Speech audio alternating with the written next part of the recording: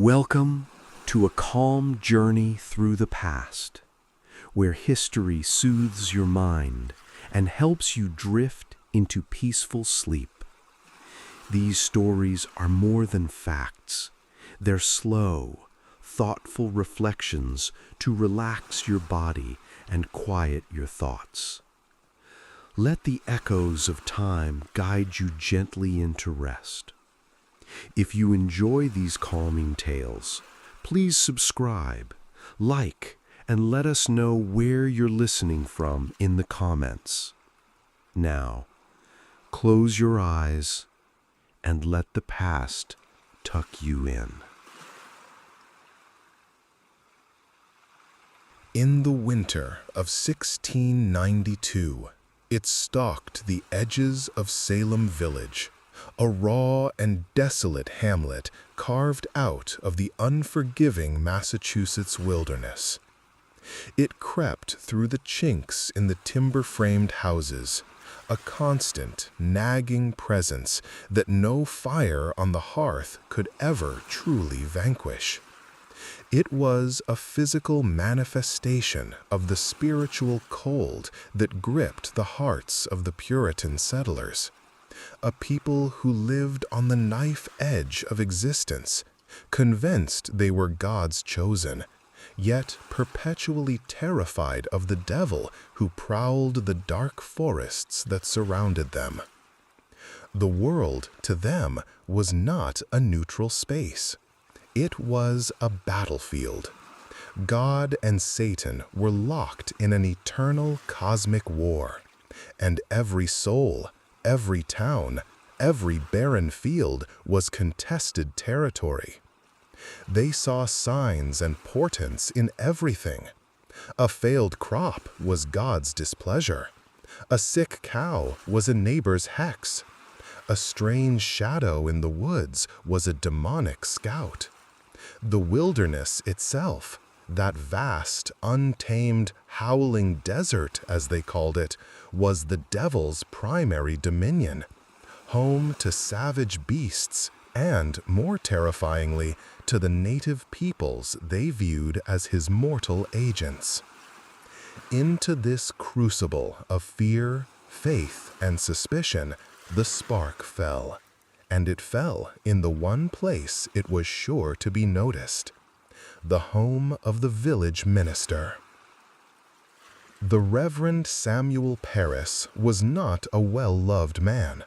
He was rigid, demanding, and possessed a merchant's mind in a pastor's robes, frequently squabbling with his congregation over his salary and his firewood allowance.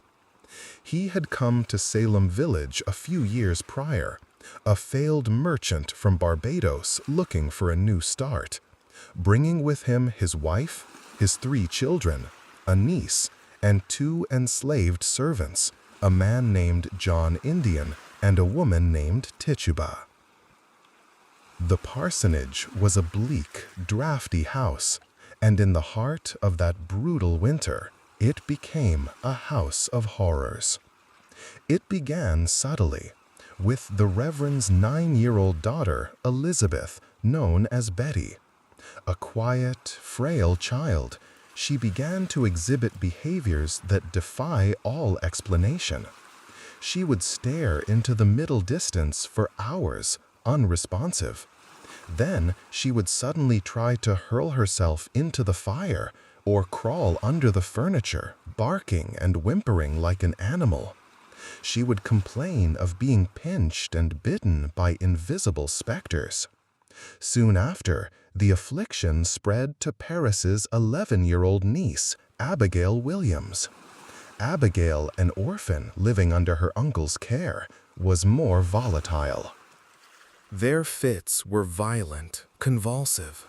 She would contort her body into impossible shapes, her back arching so severely that only her head and heels touched the floor.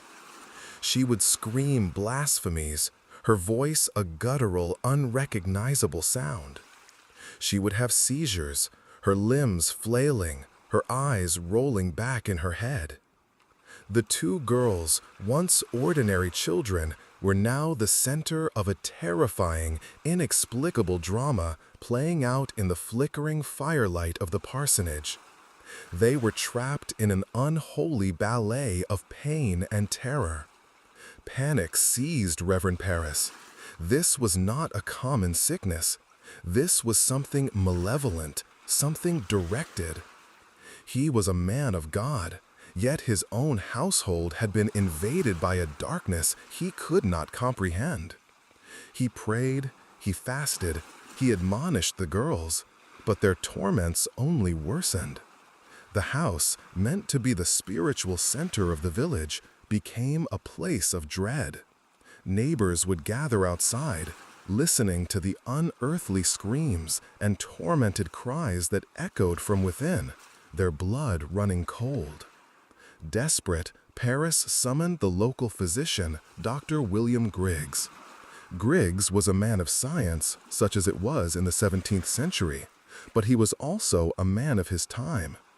He examined the girls, observed their writhing and screaming, listened to their complaints of spectral torments.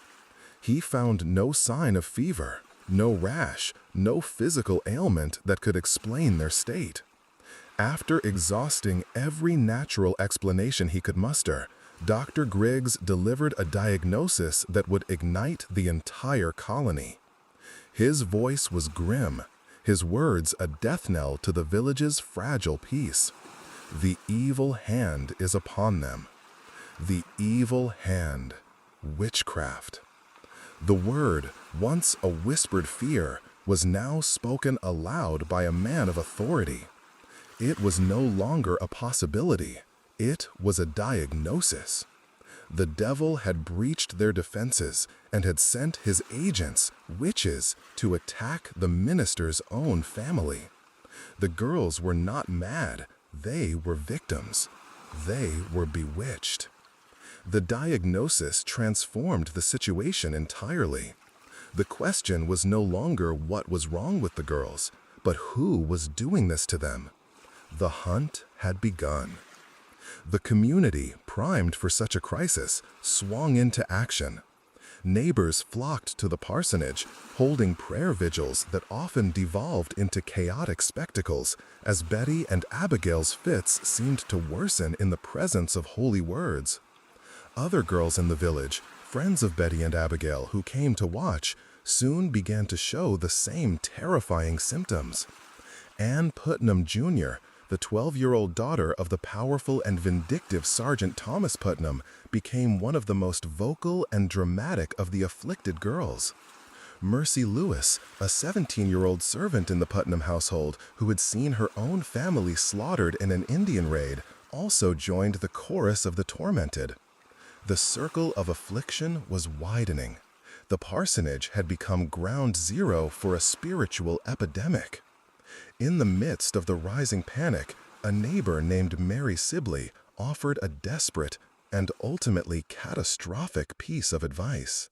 She went to John Indian, Tituba's husband, and suggested a bit of counter-magic, a folk remedy imported from the old world. They were to bake a witch cake. The recipe was grim. They needed rye meal mixed with the urine of the afflicted girls. This grotesque loaf was then to be fed to the Parris family dog.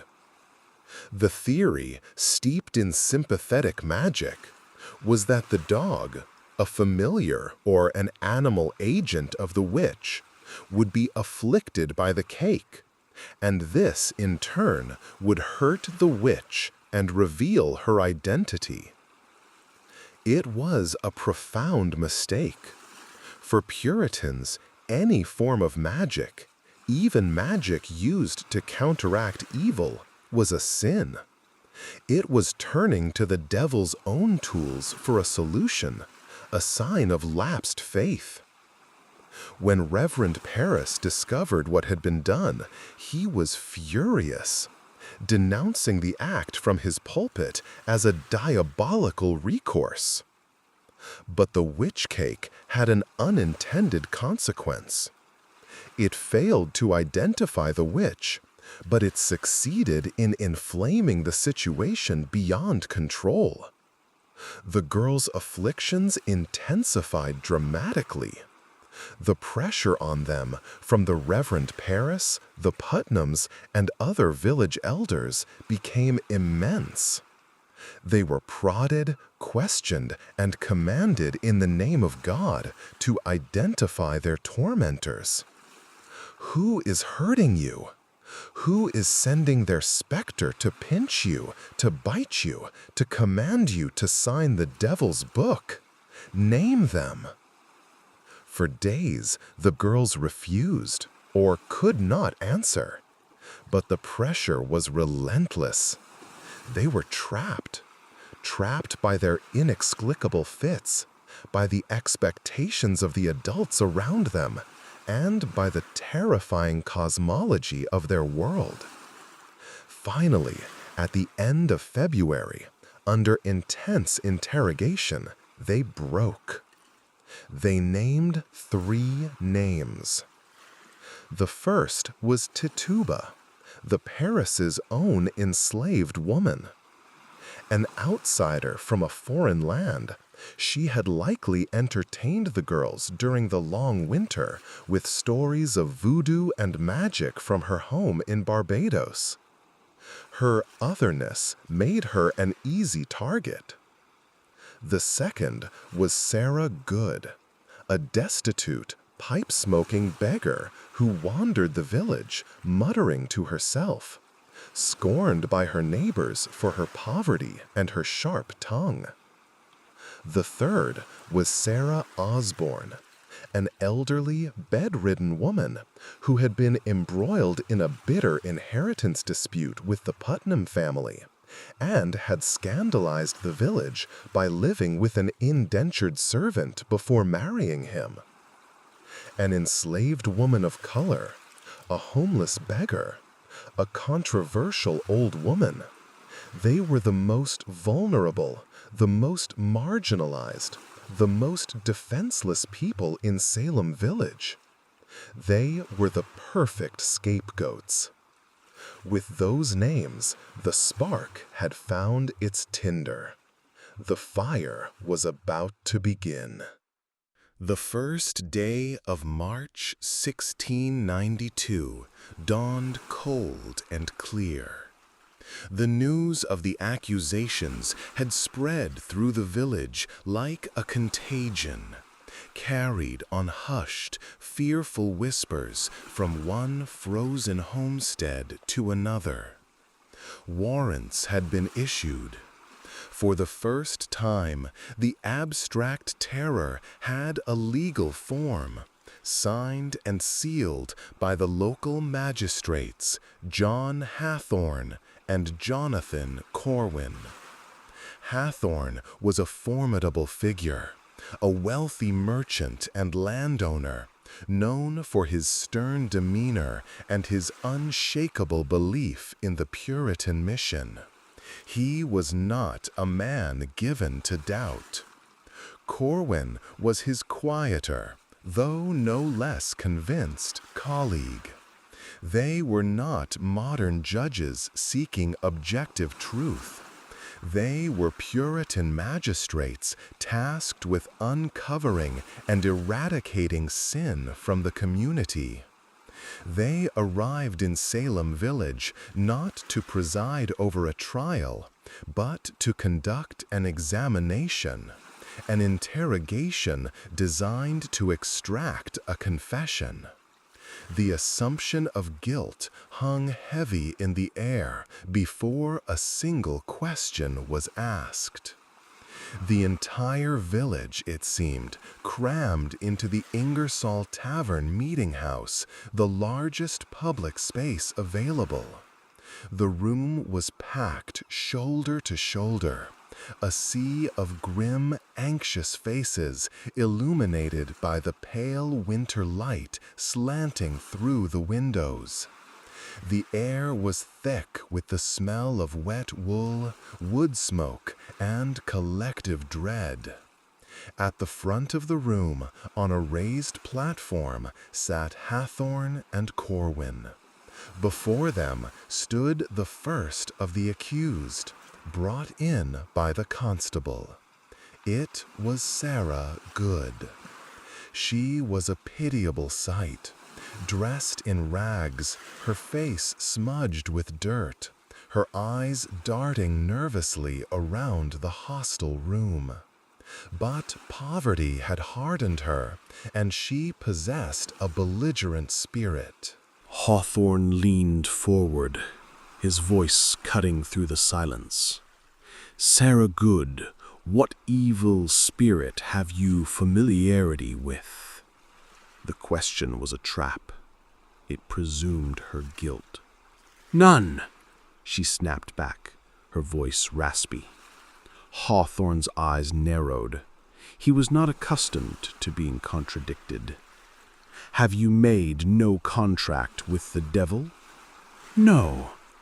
As she spoke, a ripple of motion went through the group of afflicted girls. Betty Paris, Abigail Williams, Ann Putnam Jr., and the others who had now joined them.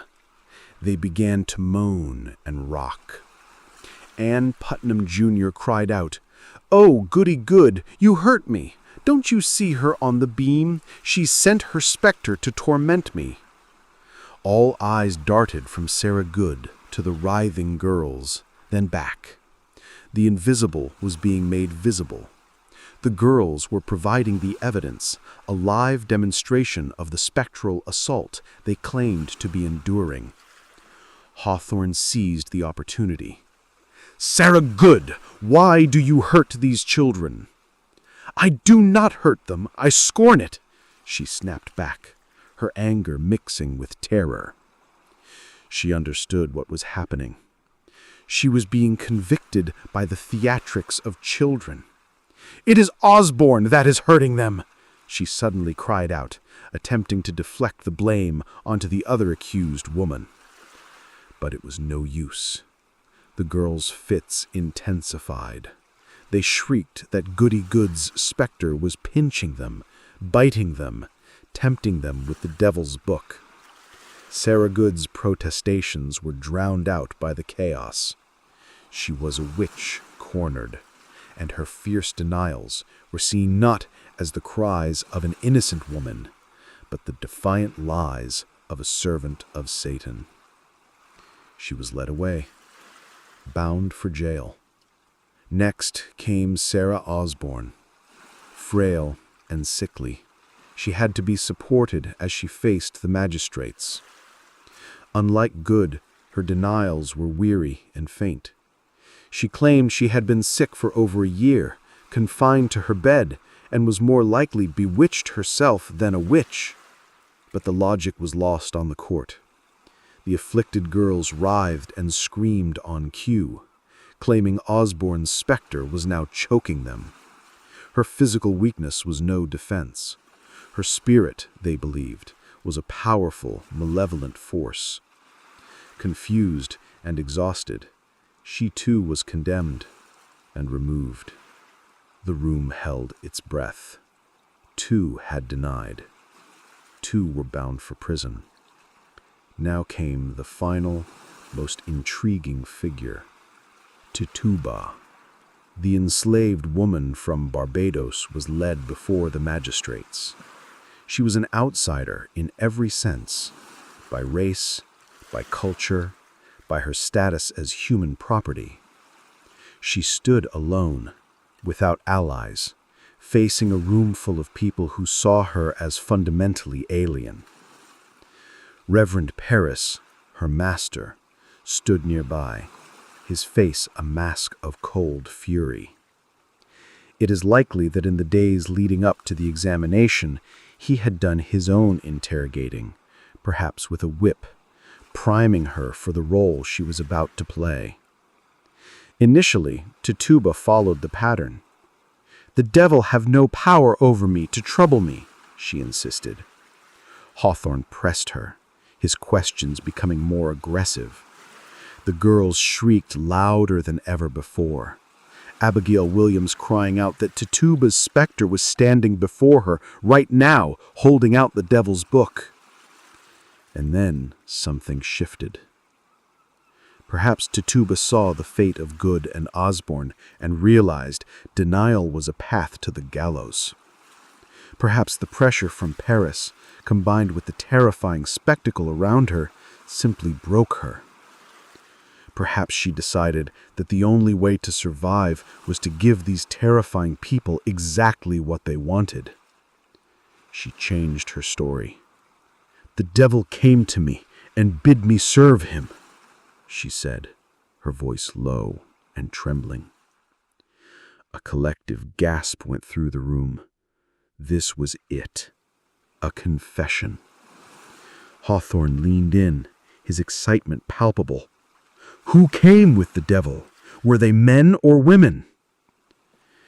Tituba, now committed to her new narrative, began to weave a tale of dark wonders, a story that mixed Puritan demonology with elements of Caribbean folklore. She spoke of a tall man from Boston, dressed in black, who carried a book with a red cover. This man had ordered her to hurt the children. He had promised her fine clothes and tempted her with pretty things. He tell me he God, and I must believe him. She described her familiars, the animal spirits that did her bidding. She spoke of a great black dog, a red cat, a black cat, and a yellow bird that sucked from between her fingers. She claimed that the bird would fly to the children to torment them on her command. This was more than the magistrates could have hoped for. This was not just a confession. This was an intelligence briefing from inside the devil's own camp. Then Hawthorne asked the most fateful question of all. Did you see any other creatures besides the man? Tituba answered, There were 4 women and 1 man. They tell me they will hurt me if I did not go with them. Who were they? Tituba pointed a trembling finger toward the memory of the women who had stood there before her. Goody Good and Goody Osborne. And then she added the detail that sealed the fate of the village. She claimed she had seen 9 names written in the devil's book in blood. Her own name and the names of Good and Osborne were among them. But that left 6 other names, 6 other witches, their identities unknown, still at large in Salem village. Tituba's confession was a cataclysm. It electrified the village. It transformed the random afflictions of a few young girls into a full-blown diabolical conspiracy.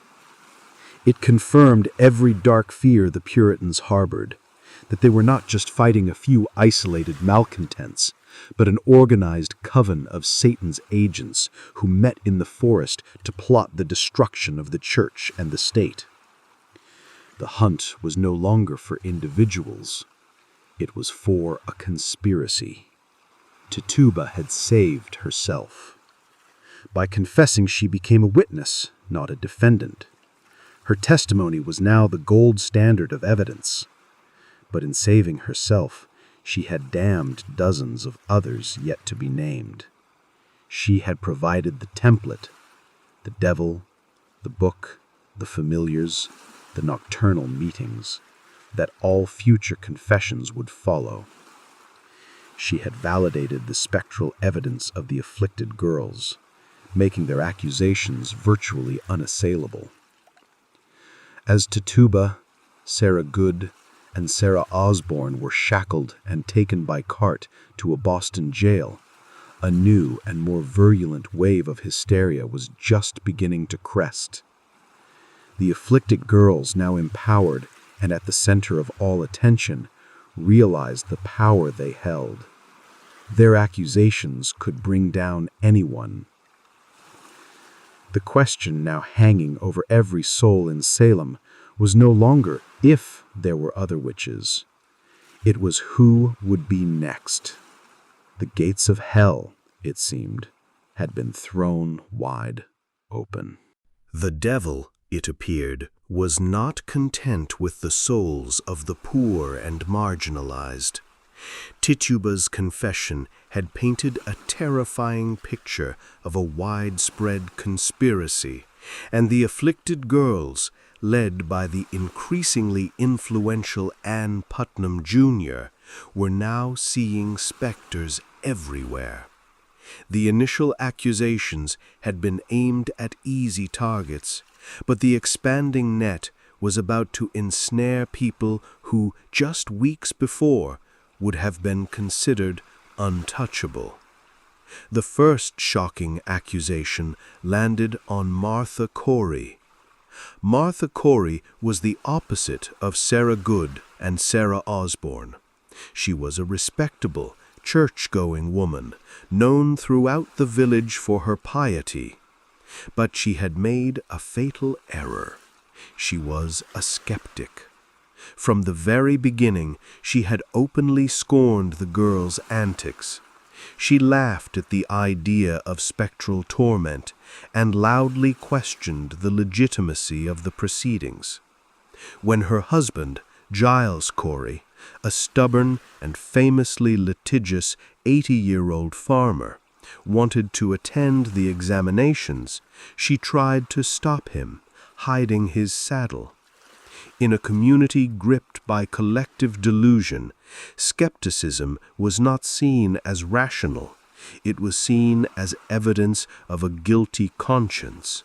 Why would an innocent person doubt the work of God's magistrates? When the constables came from Martha, the village was stunned.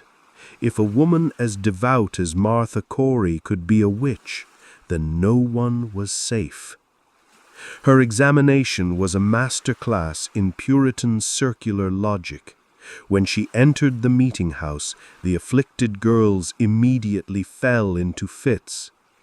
"You are now in the hands of authority," Magistrate Hawthorne began. "Tell me now why you hurt these persons." "I am an innocent person. I never had to do with witchcraft since I was born. I am a gospel woman." A gospel woman. The claim hung in the air. One of the girls shrieked, "Look, there is a man whispering in her ear." Hawthorne seized on it. "What did he say to you?" "We must not believe all that these distracted children say," Martha replied, a plea for reason in a room that had abandoned it. But her reason was twisted against her. Every denial she made was met with a fresh outburst from the afflicted. When she bit her lip in concentration, the girls screamed that she was biting them. When she clenched her hands in frustration, they shrieked that she was pinching them. Her very presence, her every involuntary gesture, was presented as proof of her malevolence. She was performing witchcraft right in front of them, they claimed, and only the afflicted were pure enough to see it. Martha Corey, the gospel woman, was clapped in irons and sent to join the others in jail. Her arrest sent a clear, chilling message. Piety was not a shield. Church membership was not a defense. Disbelief was a crime. The next accusation was even more terrifying. It struck at the heart of the community's moral fabric. The afflicted girls named Rebecca Nurse. Rebecca Nurse was 71 years old, a matriarch of a large and respected family. She was famed throughout the region for her kindness, charity, and unwavering Christian faith. Her reputation, by all accounts, was flawless. When her name was spoken, a wave of genuine disbelief and horror washed over the community. Surely this was a mistake. The devil was trying to trick them, to sow dissent by accusing the most saintly among them. A petition was drawn up and signed by 39 of the most prominent members of the community, attesting to Rebecca's good character. It was a brave act in a climate of such fear, a testament to the high esteem in which she was held. We never had any cause or grounds to suspect her of any such thing as she is now accused of, it read. But the machine, once started, had its own momentum. The afflicted girls, particularly the Putnams, who were engaged in a long-standing land dispute with the Nurse family, were relentless. Rebecca Nurse's examination was a heartbreaking spectacle. Old and nearly deaf, she was forced to stand before the magistrates, bewildered by the charges against her. "What do you say?" Hawthorne asked, a hint of his own doubt perhaps coloring his tone. "Are you innocent or guilty?" "I am innocent and clear as the child unborn," she replied, her voice frail but firm. "The Lord knows." The girls, as always, provided their grotesque theater. They twisted, they choked, they screamed that Goody Nurse's specter was tearing at their flesh. At one point, overcome with emotion and the sheer absurdity of the situation, Rebecca threw her head back and let out a small, despairing sigh. "What sin hath God found in me unrepented of, that he should lay such an affliction upon me in my old age?" she asked the heavens. Instantly, the afflicted girls went into a frenzy, mimicking her gesture, throwing their own heads back as if compelled by an unseen force. Her moment of private anguish was reframed as a public act of sorcery. Despite the overwhelming evidence of her good character, the spectral testimony of the girls held sway.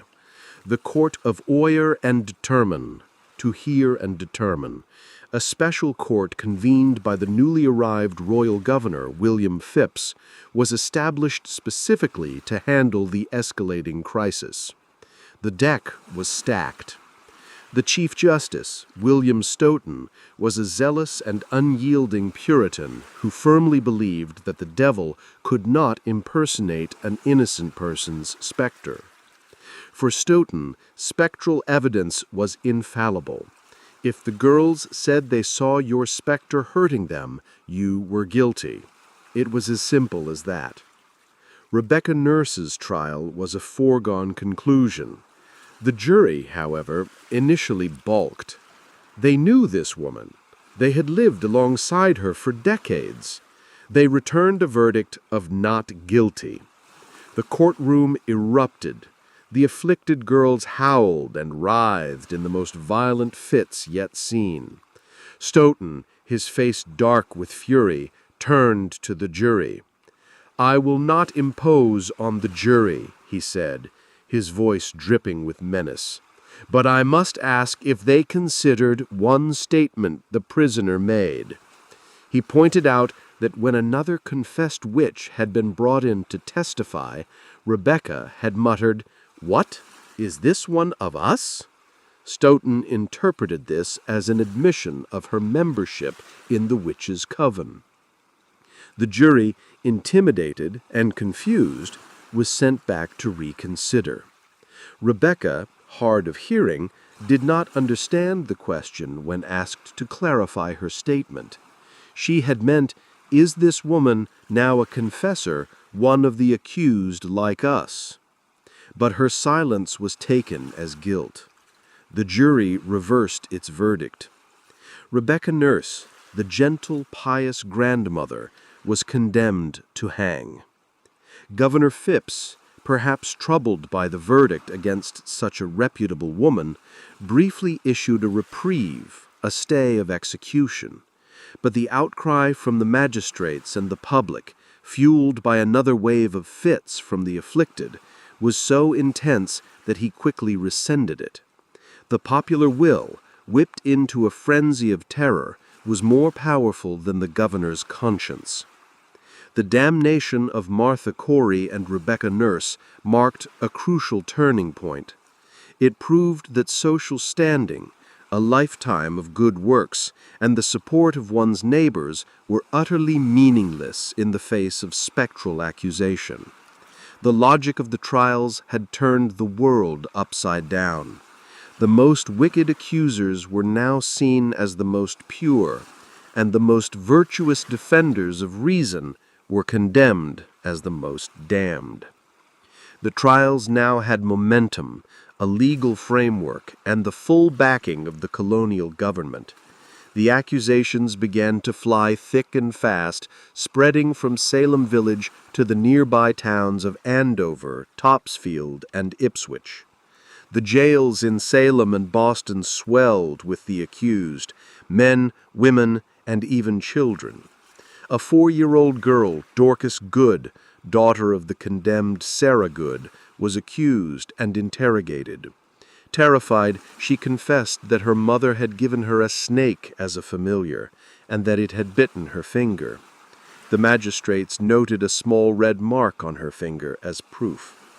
Dorcas was clapped in chains and thrown into a dungeon, where the experience would leave her mentally broken for the rest of her life. The spring of 1692 turned into a summer of blood. The newly constructed gallows on a barren hill outside Salem, soon to be known as Gallows Hill, awaited its first victims. The question of who was a witch had been settled for dozens. The only question that remained was how many would die before the madness ran its course. The summer of 1692 was unnaturally hot and dry. The crops in the fields around Salem withered under a brazen sun, and the wells grew shallow. To the frightened Puritans, it seemed as though nature itself was recoiling from the evil that had taken root in their soil. The land was cursed, mirroring the state of their souls. The devil's plot, they reasoned, was succeeding. The only way to appease God's wrath and lift the curse was to purge the evil from their midst. It was time for the executions to begin. The gallows stood starkly on the rise of land known as Proctor's Ledge, a barren outcrop overlooking the town. It was a crude but effective instrument, a single sturdy oak branch from which ropes would be slung, or a simple beam supported by 2 posts. It was a place of public spectacle, designed to be a grim warning to all who might consider straying from the path of righteousness. The first to be led to this place was Bridget Bishop. On June 10th, Bridget was loaded onto a cart, the jeers and curses of the townspeople following her every move. She was a woman who had long been on the fringes of Puritan society. A tavern keeper who wore a flamboyant red bodice, she was known for her sharp tongue and her less than pious lifestyle. She had been accused of witchcraft once before, years earlier, and though acquitted, the suspicion had clung to her like a shroud. Now, it was her death sentence. The afflicted girls were of course present at the execution, serving as the masters of ceremony. They writhed and shrieked as Bridget was paraded past, claiming her specter was taunting them even on her way to death. The crowd, a mix of the grimly righteous and the morbidly curious, swayed with the performance. Bridget Bishop maintained her innocence to the very end. As the noose was placed around her neck, she looked out at the sea of hostile faces, people she had served drinks to, people she had known her entire life. There was no mercy in their eyes, only a chilling certainty. Her final words were lost to the wind as the cart was pulled away, leaving her to strangle in the summer air. Her death was meant to be a catharsis, a cleansing. But the afflictions did not stop.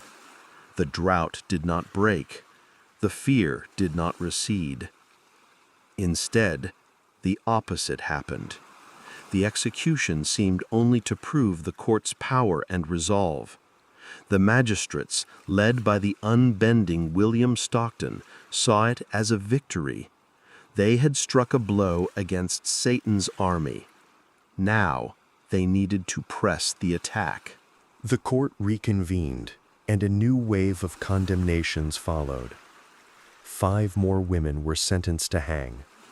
Sarah Good, the belligerent beggar from the very first examination; Elizabeth Howe, Susanna Martin, Sarah Wilds, and the pious, saintly grandmother, Rebecca Nurse.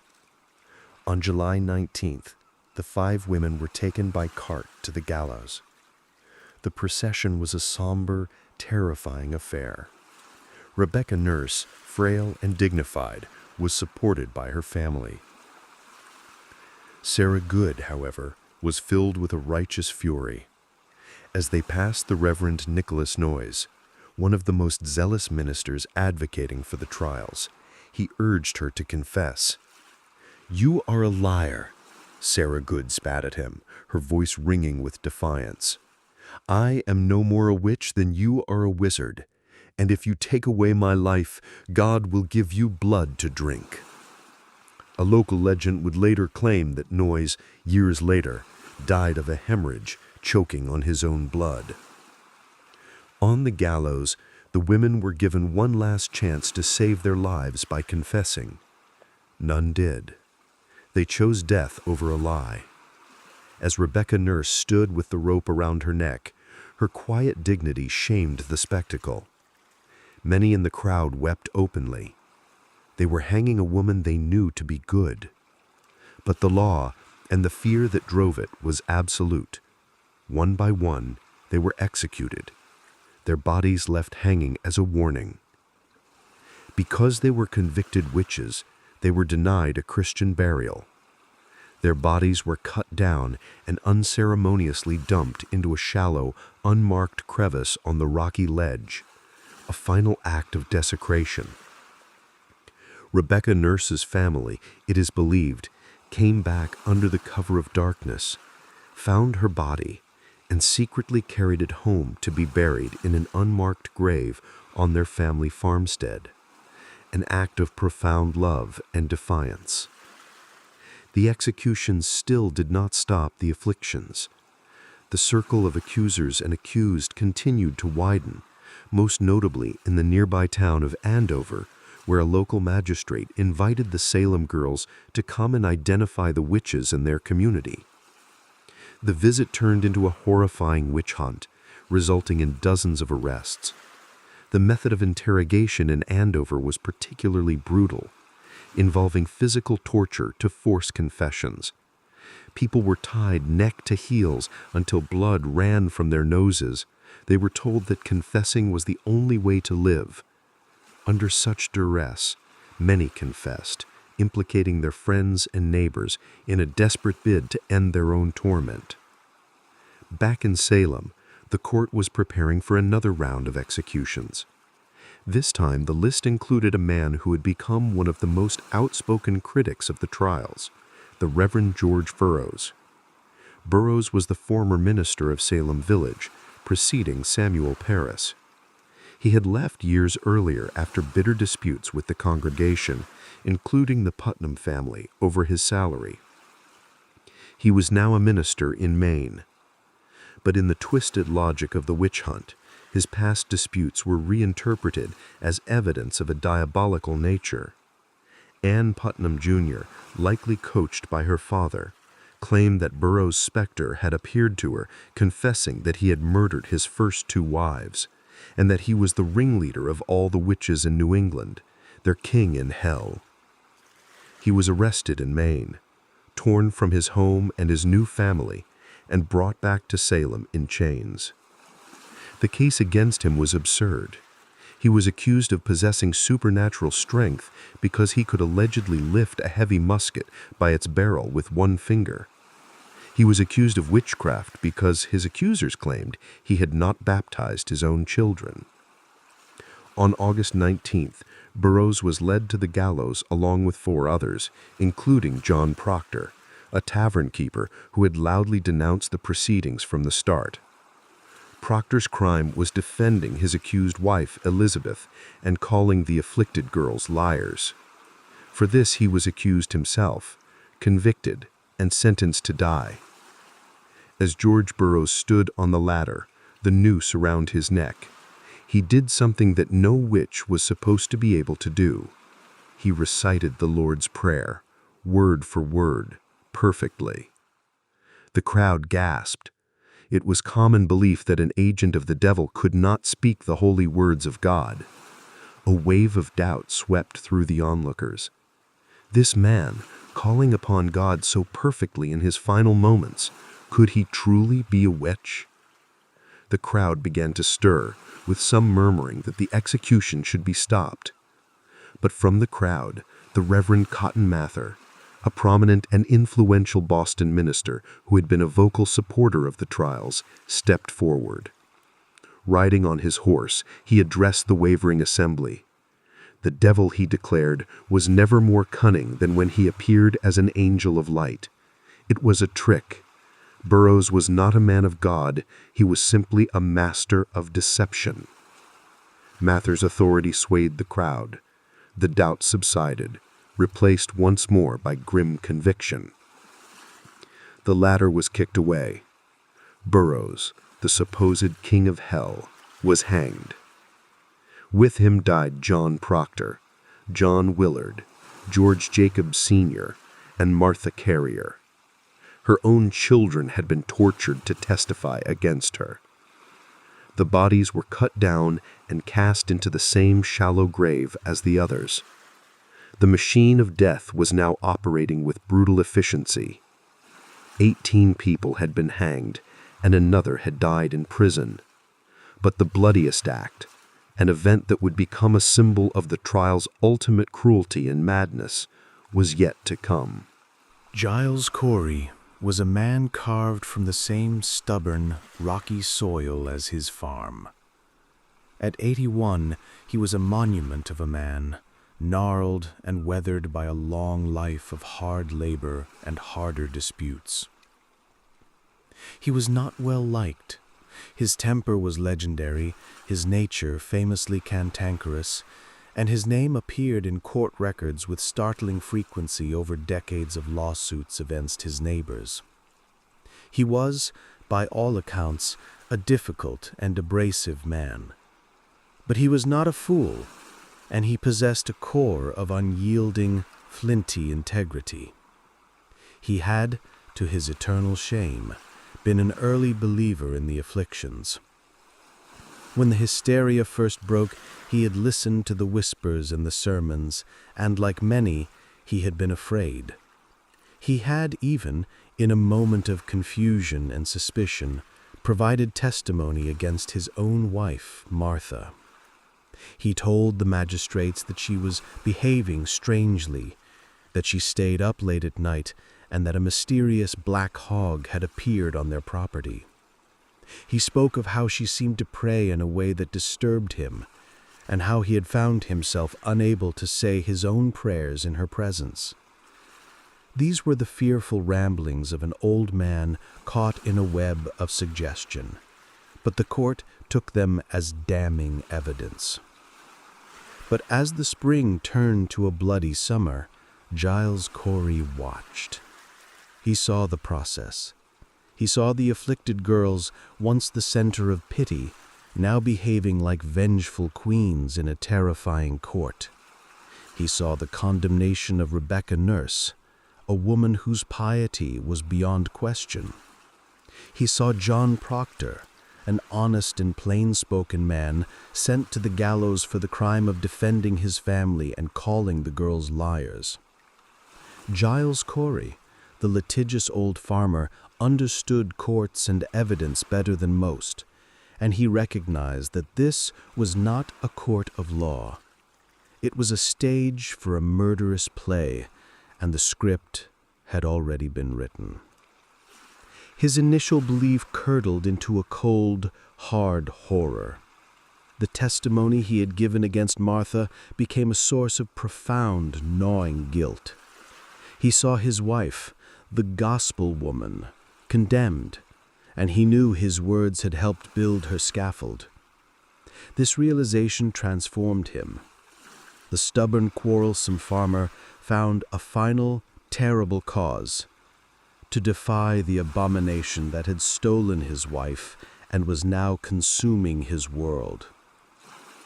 It was, therefore, no surprise when the accusers finally came for him. As the husband of a convicted witch and a man who had begun to openly voice his disgust with the proceedings, he was a natural target. He was arrested in mid-September and thrown into the already overflowing Salem jail. There, in the filth and darkness, Giles Corey made a decision. He had seen the trials. He knew that an accused witch who maintained their innocence was already condemned. To plead not guilty was to begin a performance that always ended at the gallows. He would not participate. He would not lend the court the dignity of a plea. He would not speak the words that would allow them to begin their sham trial. His reasoning was twofold. First, it was an act of supreme contempt. By refusing to plead, he was refusing to recognize the court's legitimacy. He was, in effect, rendering a judgment on them. Second, and more practically, he was thinking of his children. Under English law, a person convicted of a felony, and witchcraft was the highest felony, had all their property and worldly goods confiscated by the state. This was known as attainder. Sheriff George Corwin, a man of rapacious ambition, had been meticulously seizing the assets of the convicted, enriching himself in the process. But Giles Corey discovered an ancient loophole. Attainder only took effect after a guilty verdict. If a man refused to enter a plea, he could not be tried. If he could not be tried, he could not be convicted. And if he could not be convicted, his property could not be legally seized. His last will and testament, which deeded his farm and lands to his two son-in-laws, would have to be honored. He could not save his life, but he could save his legacy. He could die, but he would not die a pauper, and he would ensure the men who were killing him would not profit from his death. On September 17th, Giles Corey was brought from the jail into a field near the meeting house. The magistrates, including Chief Justice William Stoughton and the cruel Sheriff Corwin, stood waiting. A crowd gathered, sensing a confrontation. Giles was ordered to stand and answer the charge of witchcraft by pleading guilty or not guilty. He looked at the magistrates, his old eyes clear and defiant. He said nothing. The charge was read again. The question was put to him more forcefully. He remained mute. His silence was a thunderclap in the tense air. It was a direct, unprecedented challenge to the absolute authority of the court. Stoughton and the others were furious. This obstinacy could not be permitted. There was a legal remedy for such defiance, a barbaric relic of medieval law designed for this very purpose. It was called peine forte et dure, strong and harsh punishment. It was a form of torture intended to force a plea. It had never been used in the history of the colony. They were about to make history. Corey was thrown to the ground. His arms and legs may have been staked to prevent his writhing. A heavy wooden plank, like a door, was laid across his chest. He was being prepared for the press. Sheriff Corwin, his face a mask of grim determination, motioned to his deputies. They began to bring stones, heavy field stones, one by one, and place them on the board. The first stone landed with a thud, then another. The weight began to press down on the old man's rib cage. He gasped, but did not speak. Through the long, agonizing day, the weight increased. The sun crawled across the sky, casting long shadows over the grotesque spectacle.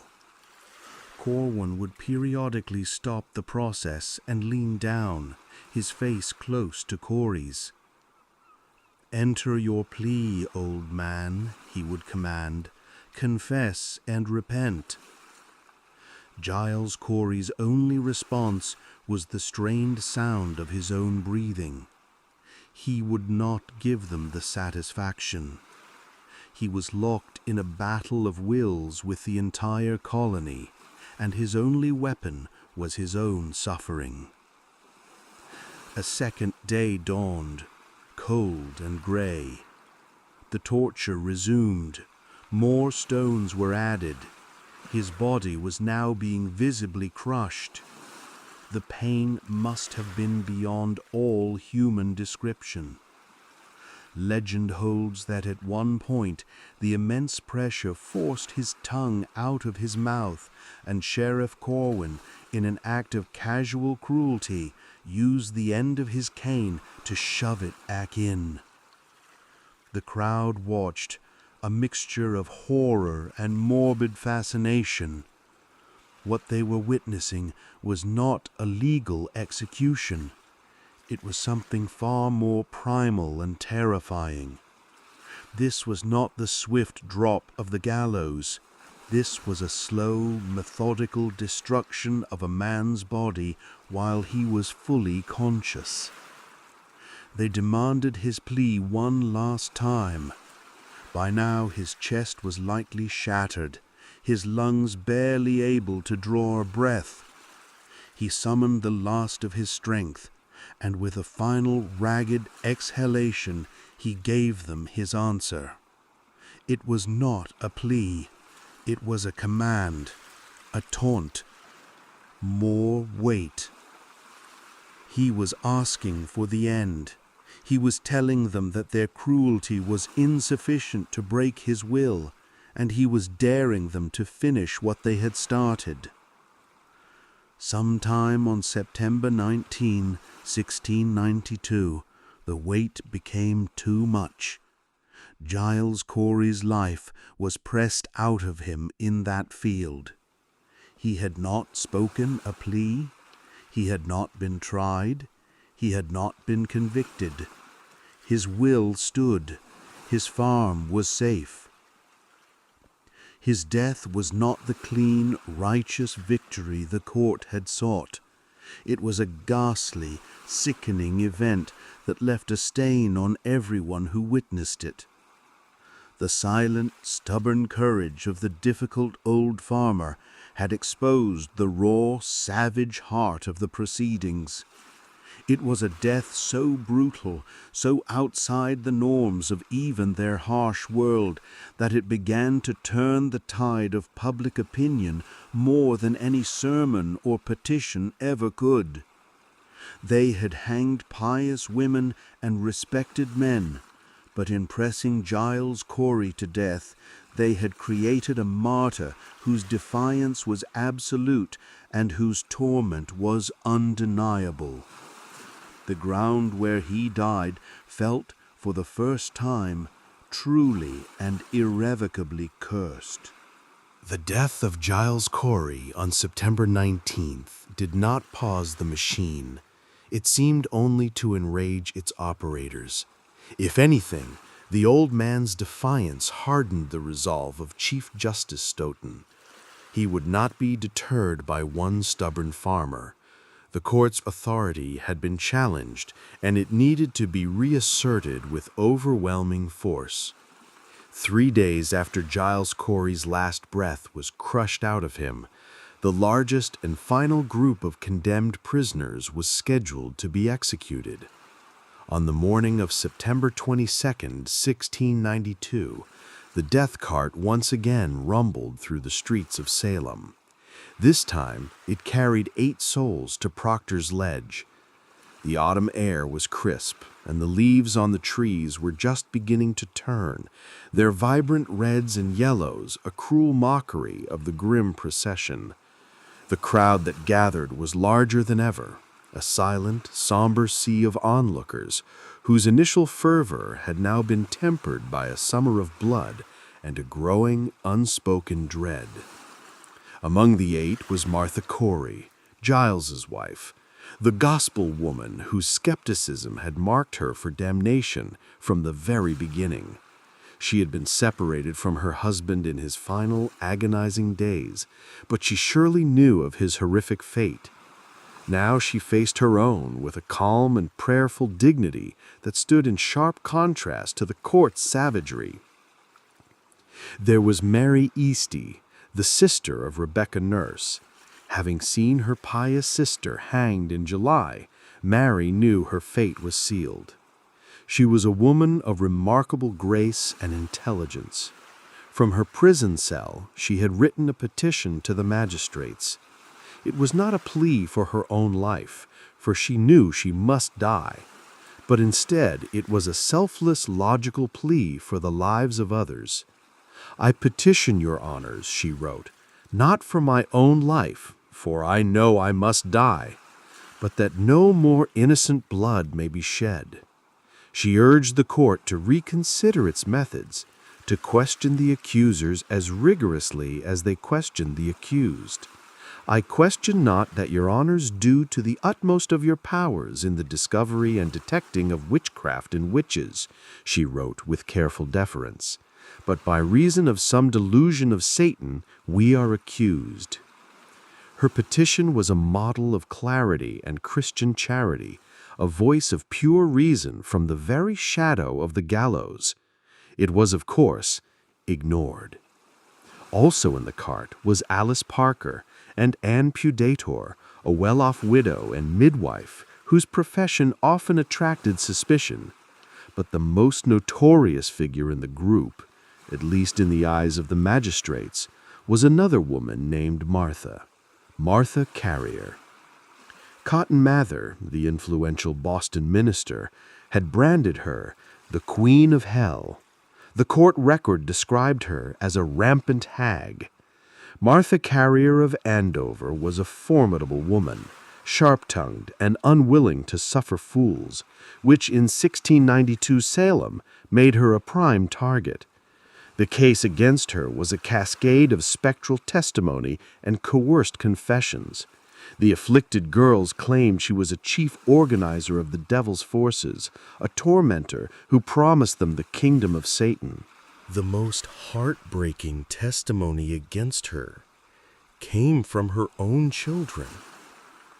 Her 2 eldest sons, Andrew and Richard, refused to confess or implicate their mother. They were taken to a room, tied neck to heels, and left in that agonizing position until, as the records state, the blood was ready to come out of their noses. Under this extreme torture, they broke. They confessed to being witches and claimed their own mother had led them into the devil's service. Martha Carrier's own flesh and blood had been turned into weapons against her.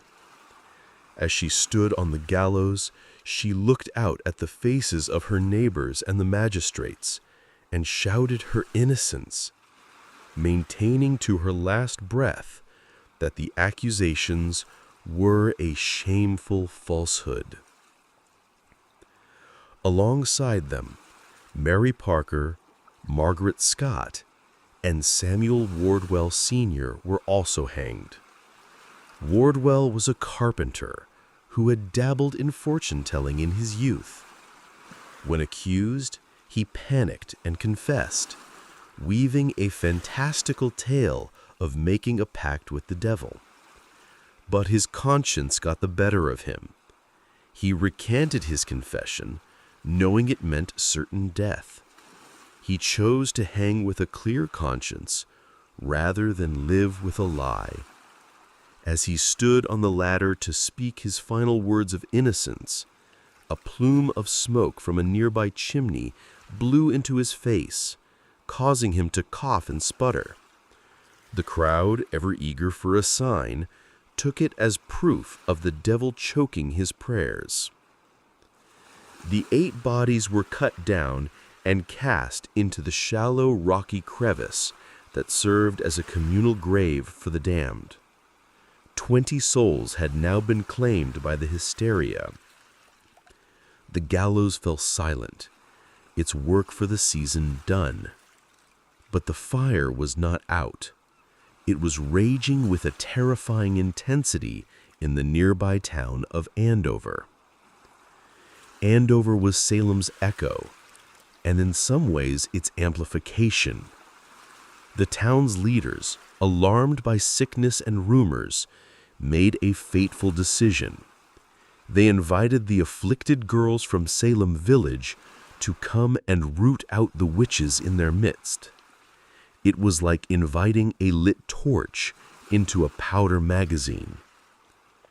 When Ann Putnam Jr. and the others arrived in Andover, a horrifying spectacle unfolded. A local justice of the peace, John Bradstreet, decided to employ a folk magic practice known as the touch test. The accused were brought into the meeting house and blindfolded. The afflicted girls would be in the throes of their fits. The theory was that if an afflicted person was touched by the hand of the witch who was tormenting them, their affliction would cease, as the evil would flow back into its source. One by one, the blindfolded accused were led forward, their hands guided to touch the convulsing girls. As soon as a hand made contact, the girls would go limp and quiet, as if miraculously cured. It was a stunning piece of theater. To the terrified onlookers, it was irrefutable, physical proof of guilt. The touch of this hand, and only this hand, could stop the torment. Therefore, this person must be the witch. The touch test created an explosion of accusations. Dozens were implicated. The jail swelled with Andover residents. But the authorities in Andover were not satisfied with mere accusation. They demanded confessions, and they used torture to get them. Joseph Ballard, the constable who had initiated the invitation to the Salem girls, saw his own wife accused. The interrogations became brutal. People were bound, deprived of sleep, and psychologically tormented. A 57-year-old man named William Barker Sr. confessed under pressure, delivering a story that made Tituba seem modest. He spoke of a grand conspiracy, of a meeting of over 300 witches in Andover, of plans to destroy the church and set up the devil's kingdom. He named names, implicating anyone he could think of to stop the pain. His confession, born of torture, was taken as a detailed battle plan of the enemy, and it fueled the panic to a fever pitch. But the sheer scale of the Andover accusations began to work against the hysteria. When so many people, mothers, fathers, elders, children, were accused, the definition of witch began to lose its meaning. These weren't just outcasts and contentious old women anymore. They were everyone. The town was, in effect, devouring itself. A group of men in Andover, led by Dudley Bradstreet, the son of the Justice of the Peace, took a brave stand. They publicly denounced the proceedings and questioned the validity of the touch test and the coerced confessions. For their trouble, they were promptly accused of witchcraft themselves and had to flee the colony. The chaos in Andover, combined with the brutal death of Giles Corey and the dignified protest of Mary Eastie, was stretching the credibility of the entire affair to its breaking point. The fire was burning its hottest just before it began to run out of fuel. The very extremity of the events in September was forcing a silent, terrified majority to begin asking the question they hadn't dared to ask all summer. What if we are wrong? Sir William Phipps was in an impossible position. He was a man of action, not a theologian or a jurist. A colonial boy from Maine who had made a spectacular fortune by discovering a sunken Spanish treasure galleon, he was knighted by the king and appointed the first royal governor of the new province of Massachusetts Bay. He was gruff, pragmatic, and possessed a mariner's superstition. He arrived in Boston in May of 1692 to find his new province in a state of utter chaos. The jails were already filling with accused witches, and the colony was operating without a legal government, the old charter having been revoked. His first and most fateful decision was to address the crisis head-on. Pressured by the local magistrates and ministers, he authorized the creation of the special court of oyer and terminer to hear and determine the witchcraft cases. He appointed his lieutenant governor, the rigid and zealous William Stoughton, as its chief justice. Phipps essentially created the very legal machine that would send 20 people to their deaths. Then, having lit the fuse, he left for the frontier to command the colonial forces in the war against the French and their Native American allies. He outsourced the witch crisis to men he believed were the pious and learned pillars of the community. While Phipps was fighting a war on the Maine frontier, Stoughton was fighting his war against the devil in Salem. Stoughton's core belief was simple and unshakable. The devil could not assume the shape or specter of an innocent person. This single fatal idea became the bedrock of the trials.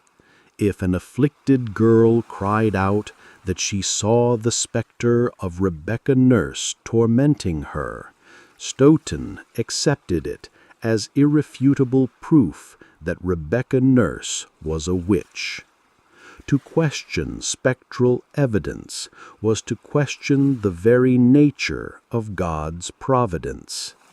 He ran his court not as an investigation, but as a series of sentencing hearings for a war that was already won. However, a powerful counter-argument was brewing in Boston in the study of one of the most respected men in the colony, the Reverend Increase Mather. Increase Mather was a titan of the Puritan world, a president of Harvard College, a diplomat who had negotiated the new colonial charter in London, and the patriarch of a ministerial dynasty. His son, Cotton Mather, was also a brilliant and influential minister, but the two men had different temperaments. Cotton was younger, more impetuous, and deeply fascinated by the invisible world. He had studied previous cases of witchcraft, and even taken an afflicted girl into his own home years before to observe her. He was a firm believer in witchcraft and supported the court's prosecutions, attending the execution of George Burroughs to quell the crowd's doubts. His book, Wonders of the Invisible World, published in the midst of the trials, defended the court's actions and chronicled the supposed demonic assaults, becoming a bestseller that further inflamed public opinion. Increase Mather, however, was older, more cautious, and more intellectually rigorous. While he never doubted the existence of witches, he became deeply troubled by the methods being used to find them. He watched the escalating events in Salem with growing alarm. The sheer number of accusations, the reliance on the testimony of tormented adolescents, and the execution of people with sterling reputations like Rebecca Nurse troubled his conscience. He began to fear that the court, in its zeal to fight Satan, had fallen into a satanic trap itself. In The early silence October, that fell as the last over of the Massachusetts hanged were being in the disposed winter of in of their shallow 1693 Increase was not Mather a delivered peaceful a sermon one. that would It change was the the hollow, course of history. ringing silence. It was that later followed published a under the great title and terrible Cases noise. of Conscience Concerning The jails, Evil Spirits, which had been overflowing He did with not more attack than the judges 200 directly. accused, He was were too slowly politically emptied astute for by that. Governor Phipps's Instead, general pardon. he attacked their foundational Men and premise, women, many of spectral whom had been evidence. imprisoned for nearly He argued a year powerfully in that squalid, the devil was in disease-ridden fact conditions, a master stumbled of back deception. into the daylight, Citing pale, scripture and historical malnourished, precedent, and broken. he asserted that Satan could They assume the returned shape to a of an world innocent that was person both familiar in order to sow and chaos irrevocably and changed. confusion. They returned devil, to farms he that had warned, could fallen be an into angel ruin, of light, to livestock appearing that as a had been good and sold pious off or person, had died of precisely neglect, to bring and that to person neighbors to ruin, who now and to looked at lead the them with the godly mixture astray. of pity, The shame, visions of the and afflicted lingering girls, suspicion. therefore, were not a The reliable legal source of ordeal evidence. was over, but They the might be social seeing a one true had specter just of a begun. witch, or they Many could be of the suffering formerly from a accused diabolical were destitute, delusion, their sent to assets frame an seized or innocent. sold to pay for Since their it was jail impossible fees. to know A for cruel sure, irony where such prisoners evidence were was forced to worthless in pay a for their court of own law. food and shackles. Then came the sentence Though pardoned, that echoed through the the stigma colony of the and across accusation the clung to centuries. them like a burial It were shroud. better that 10 They were suspected pariahs witches in their should own escape homes. than that one innocent The community person itself should be was condemned. fractured beyond recognition. This was a Families revolutionary were statement. pitted against one another. It completely The inverted relatives the of the logic of executed Stoughton's court, lived side by which had side with operated the on the families principle of the that it was accusers better to and the condemn jury a few members who had innocents sent their loved than to ones allow to the a single gallows. witch to remain at The large. church in Salem Village, Increase the Mather epicenter was of the crisis, reintroducing the was concept completely of doubt, shattered. of the The presumption congregation of innocence was divided into a between system supporters that had of the abolished Reverend it. Samuel Parris, impact whose was household profound. had spawned the initial Mather's towering afflictions, reputation and a growing gave faction cover to the who growing held him number of directly silent responsible skeptics. for fanning It provided the flames the of intellectual hysteria and for theological his own ammunition personal needed and political to challenge gain. the court's authority. For several years, It was an around this uneasy, time guilty that Governor silence Phipps prevailed. returned from the frontier. No one wanted to speak He was of met with a the storm late, of criticism unhappy times. and Mary Eastie's eloquent It was petition. a collective trauma. He learned that of the colony pressing of tried Giles to Corey bury, and the widespread but the chaos ghosts in of the Andover. 20 who had been The killed, ground was shifting and the beneath scores his whose feet. lives had been Then destroyed the accusers would not made rest. their final fatal The land overreach. itself seemed to feel The stories weight vary, of the but injustice. the most persistent legend Poor claims harvests, that the afflicted lingering girls, sickness, drunk and on their own continued power, political strife named were someone seen by a untouchable. growing number of people, Some sources not say as it signs was the of wife of witchcraft, the Reverend John but as Hale God's of Beverly, judgment upon a a woman of community such that renowned had shed virtue innocent that it blood. caused her husband to The abandon his first support cracks for the in trials. the wall of official silence Other accounts appeared claim in they cried out upon 1696. Lady Mary Phipps, The Reverend Reverend John governor's Hale, own wife. the minister of Beverly, Whether the whose accusation perspective had against been Lady so Phipps was a dramatically formal altered when his complaint own or wife simply was a rumor accused, that reached the wrote a governor's short ears, book titled it served A as Modest personal Inquiry alarm into bell. the Nature of Witchcraft. The fire he had allowed It to was a burn out profound of and control soul-searching was now work. threatening to consume While his still own affirming his household. belief in witchcraft, The abstract problem Hale of confessed witchcraft that had fear become and a error direct had threat led them to his astray. family. He wrote, On October "We walked in 29th, clouds and 1692, could not see Governor our way." Phipps acted decisively. He admitted that the reliance on forbade spectral any evidence further had been a imprisonments for great witchcraft. error, He and that ordered he the and his release fellow of several ministers had been prisoners, guilty of and, listening to most Satan's importantly, delusions. he officially It was the dissolved first the public court of admission Oyer and of guilt Terminer. from a major William figure Stoughton involved was in livid. the trials. He reportedly and it opened stormed the door out of the for a council more meeting in a formal rage. public reckoning. His holy war had been That cut short. reckoning came The on governor then January established 14th, the new superior court of 1697. judicature to handle The the General remaining Court cases of in the spring. Massachusetts, the But he colony's gave it a legislature, crucial new rule declared an official based day directly of on public the advice fasting of and Increase prayer. Mather. The Spectral proclamation, evidence was read no aloud longer in churches admissible. across the province, Without was a spectral carefully evidence, worded the but entire unmistakable prosecution fell apology. apart. It was the It only asked for proof God's they had forgiveness ever had for most the of the late convictions. tragedy raised The among new us by trials Satan in the and spring his of instruments, 1693 and lamented were a that stark he hath been contrast pleased to Stoughton's suffer court. so much guilt Of the to dozens arise of among people us. tried, only It 3 were acknowledged that convicted, errors on and Stoughton, either hand may sitting have as the been new committed, Chief Justice, leading to the immediately shedding signed of their innocent death blood. warrants. The But entire Governor Phipps, colony was, his transformation in effect, now confessing complete, its stepped sin. in. On He that issued a cold full January pardon for day, the 3 condemned, congregations as gathered well as for in their everyone unheated still in meeting jail. houses. Stoughton, In Boston's furious at Old being South overruled, Meeting House, famously a tall, remarked, "We imposing were in a figure way of having rose from cleared his the pew land of and them. walked to the Who front it is that as the obstructs minister the read course the of justice proclamation I know aloud. not.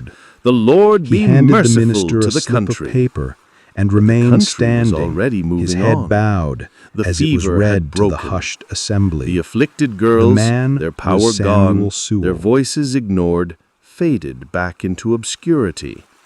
The reign of the specters was over. The long, cold winter of 1693 was a time for reflection and a slow, dawning realization of the terrible injustice that had been done. The hangings had stopped, but for the people of Massachusetts, the haunting had just begun. The silence that fell over Massachusetts in the winter of 1693 was not a peaceful one. It was the hollow, ringing silence that follows a great and terrible noise. The jails, which had been overflowing with more than 200 accused, were slowly emptied by Governor Phipps's general pardon.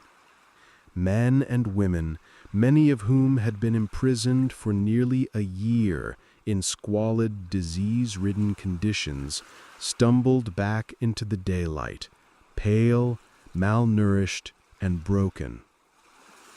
They returned to a world that was both familiar and irrevocably changed.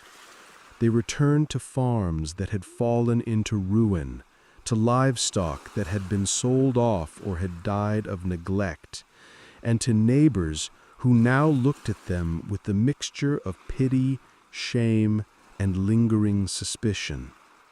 The legal ordeal was over, but the social one had just begun. Many of the formerly accused were destitute, their assets seized or sold to pay for their jail fees, a cruel irony where prisoners were forced to pay for their own food and shackles. Though pardoned, the stigma of the accusation clung to them like a burial shroud. They were pariahs in their own homes. The community itself was fractured beyond recognition. Families were pitted against one another. The relatives of the executed lived side by side with the families of the accusers and the jury members who had sent their loved ones to the gallows. The church in Salem Village, the epicenter of the crisis, was completely shattered. The congregation was divided between supporters of the Reverend Samuel Parris, whose household had spawned the initial afflictions, and a growing faction who held him directly responsible for fanning the flames of hysteria for his own personal and political gain.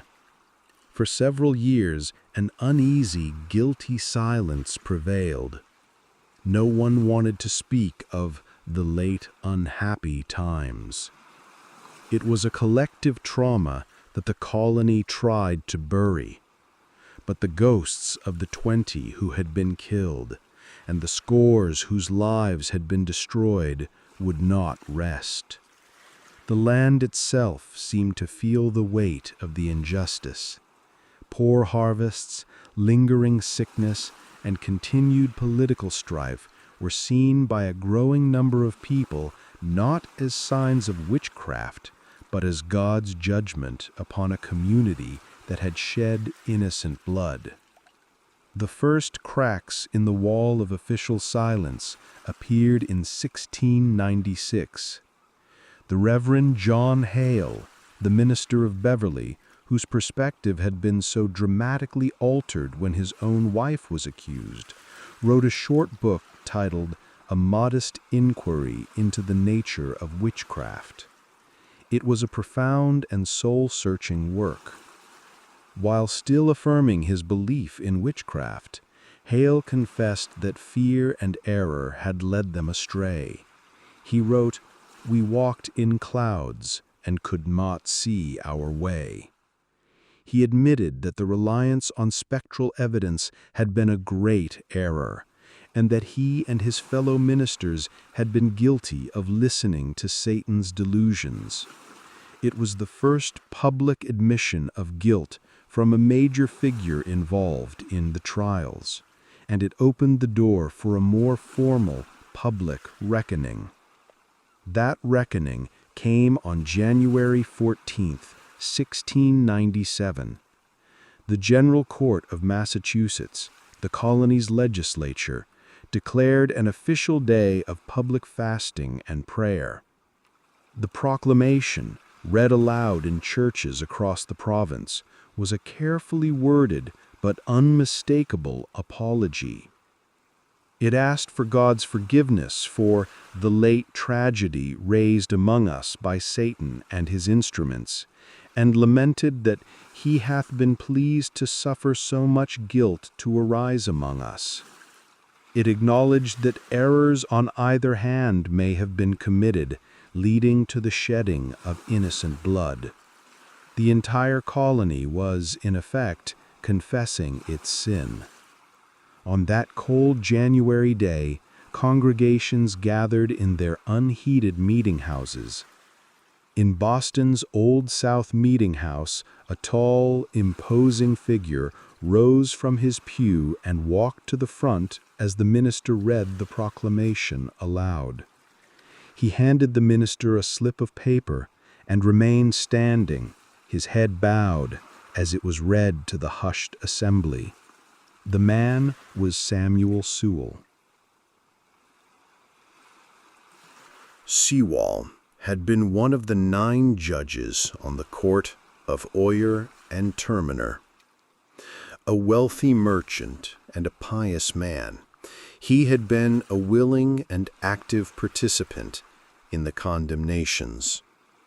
But unlike his unrepentant colleague, William Stoughton, Sewell was a man of deep and troubled conscience. The deaths of the innocent had weighed upon him heavily. His public confession was a stunning act of personal courage. In it, he took upon himself the blame and shame of the tragic events. He admitted his misapprehensions and prayed for God's pardon for his great sin. He asked for the prayers of the congregation that God, who has an unlimited authority, would pardon that sin and all other his sins, and not visit the sin of him or of any other upon himself or any of his, nor upon the land. For the rest of his life, Samuel Sewall set aside one day each year to privately fast and pray for forgiveness for his role in the deaths of the Salem accused. His public act of contrition stood in stark contrast to the stony silence of his fellow judge and the court's former leader, William Stoughton. Stoughton, who had gone on to become the acting governor of Massachusetts, never apologized. He never expressed a shred of doubt or regret. He maintained to his deathbed that he had acted justly and righteously in prosecuting the devil's servants. He died a powerful and respected man, his certainty as unyielding as Giles Corey's defiance. But the tide of repentance was swelling. A few years after Sewall's apology, 12 of the jurors who had sat on the trial panels came together to issue their own public apology. Led by their foreman, Thomas Fisk, they drafted a remarkable document admitting their tragic error. They were sadly deluded and mistaken, they wrote. They confessed their sorrow and grief for their role in the verdicts, blaming their ignorance and the subtle devices of the devil for misleading them. They begged forgiveness from God and, crucially, from the surviving families of the victims. It was a humble and heartfelt plea from the ordinary men who had been persuaded to condemn their neighbors. The final, and perhaps most awaited confession, came years later, in 1706. The Reverend Joseph Green, who had replaced the despised Samuel Parris in Salem Village, was working to heal his deeply wounded congregation. One of the last steps was to admit a new member into the church, a 26-year-old woman named Ann Putnam, Jr.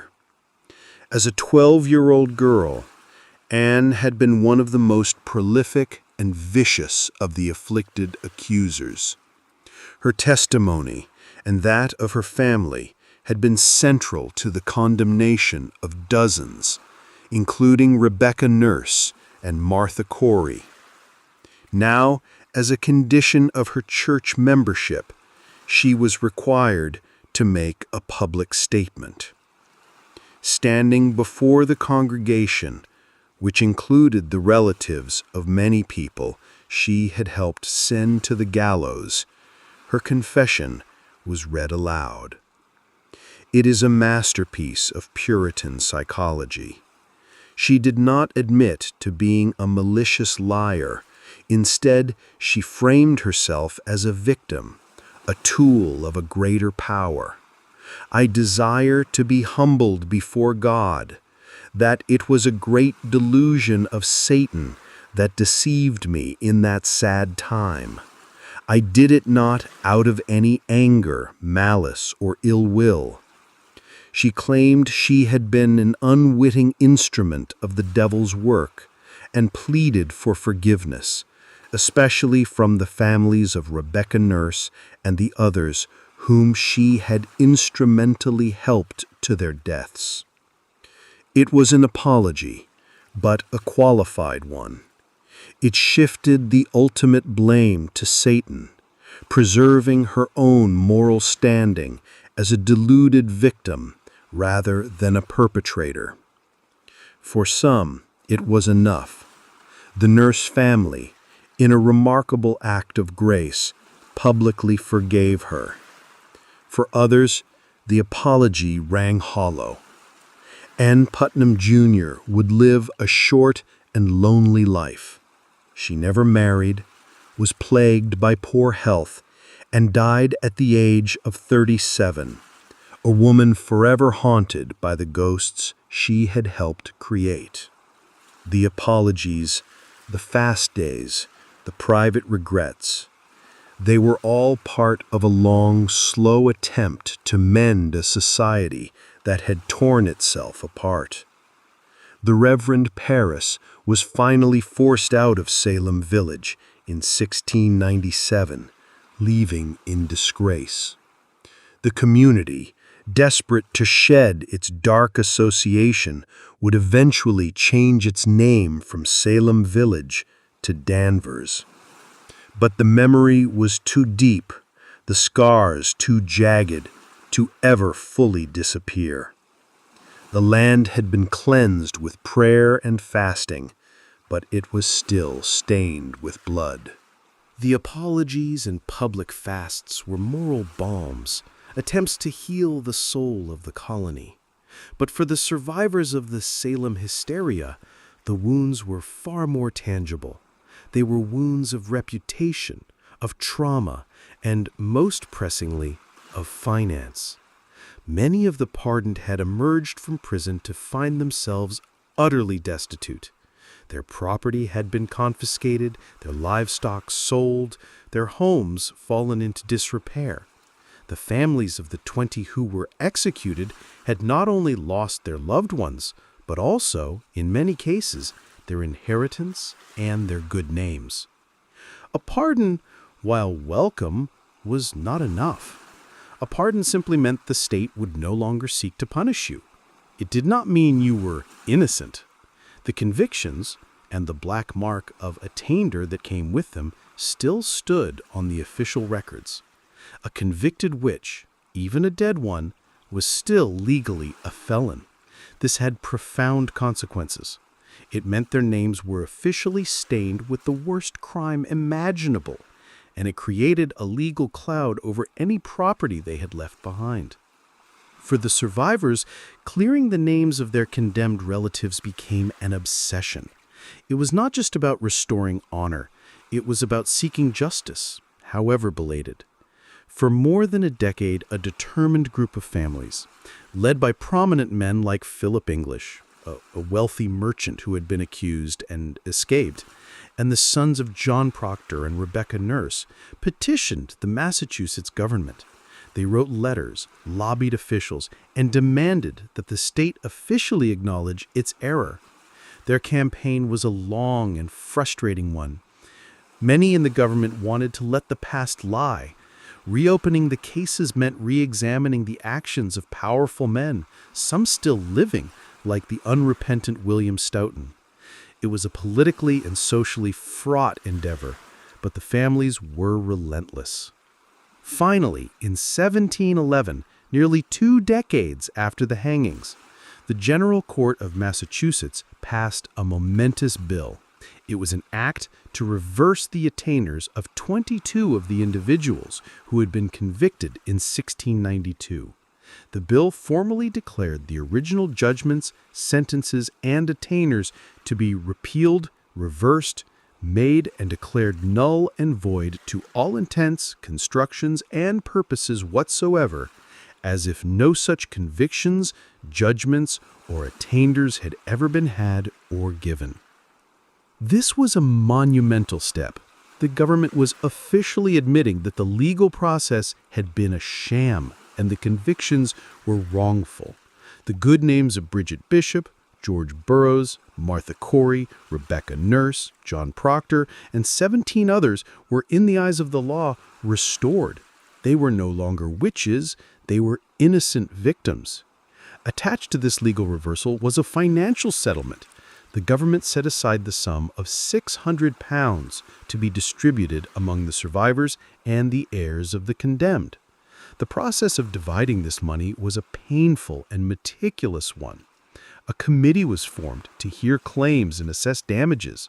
Families came forward with detailed lists of their losses: a cow worth £2, a pewter platter worth 5 shillings, 8 loads of hay left to rot in the field.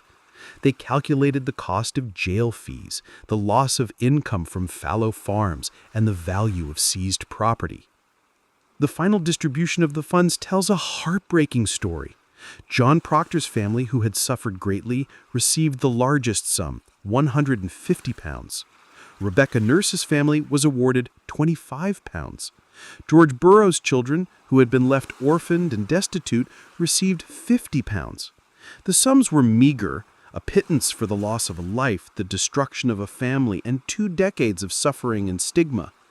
But it was a tangible admission of guilt from the state. It was an attempt, however inadequate, to pay for the blood that had been shed. Yet the 1711 bill was incomplete. For various reasons, some families had moved away, some had no one left to petition for them, some chose not to participate. Not everyone who was convicted was included in the act. The names of 7 condemned individuals were left off the list, including the long-suffering Sarah Good and the formidable Martha Carrier, the Queen of Hell. Their attainders remained on the books. Elizabeth Proctor, who had been convicted but spared because of her pregnancy, was also not formally cleared. She was a living convicted witch, unable to inherit property or function fully in society, a legal ghost. It would take another 40 years and then another 200 for these final oversights to be corrected. The process of justice moved at a glacial pace. Meanwhile, the central figures of the drama faded into history. The Reverend Samuel Parris, after years of bitter fighting with his congregation, was finally forced to leave Salem Village in 1997. He delivered a tearful, though not entirely apologetic, farewell sermon and moved away, dying in relative obscurity a few years later.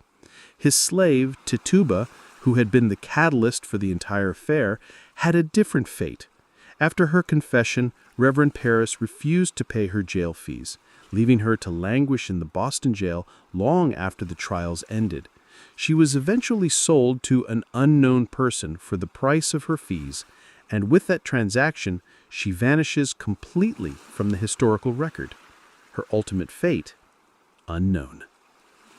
The afflicted girls, who had held the power of life and death in their hands, grew up. Most married, had children, and moved away from Salem, their names and histories subsumed into the larger fabric of colonial life. Only Ann Putnam Jr. remained, a lonely figure forever defined by her childhood. Abigail Williams, the tempestuous 11-year-old niece of Reverend Parris, also disappears from history after the trials. Whether she died young or simply moved away to escape her notoriety is a mystery. The town itself tried to move on. In 1752, Salem Village, wishing to sever its connection to the dark events, formally incorporated as the town of Danvers. Salem town, the site of the court and the jails, continued as a bustling port, its maritime prosperity slowly overshadowing its grim past. But the story was not over. The trials had entered the realm of myth and cautionary tale. They became a touchstone in American culture, a dark mirror held up to the nation's own anxieties about justice, fear, and extremism.